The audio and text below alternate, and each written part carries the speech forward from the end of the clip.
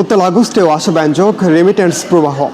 প্রবাসীরা পাঠিয়েছেন $222 কোটি, যা আগের মাসের চেয়ে 30,76,00,000 বেশি।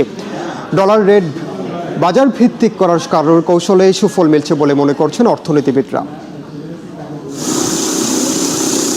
দেশে একসঙ্গে যখন চলছে রাজনৈতিক ও অর্থনৈতিক সংস্কার, তখন সদ্য সমাপ্ত আগস্ট মাসে রেমিটেন্স এলো $222 কোটি 13 লাখ।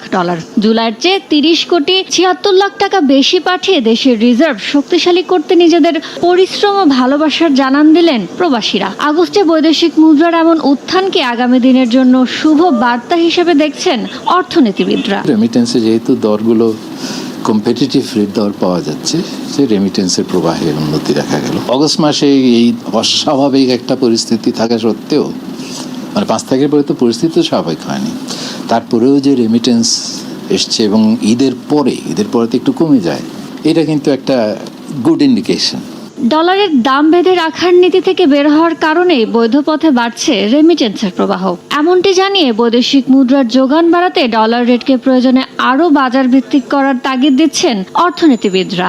এক্সচেঞ্জ রেটকে ফ্লেক্সিবল করা এবং ক্রলিং পেট তোরা বলেছিল যে একটা অন্তর্বর্তীকালীন ব্যবস্থা, সেইটা অন্তর্বর্তীকালীন ব্যবস্থা থেকে বেরিয়ে যাওয়ার একটা উল্লেখযোগ্য পদক্ষেপ বলেই আমি বলবো।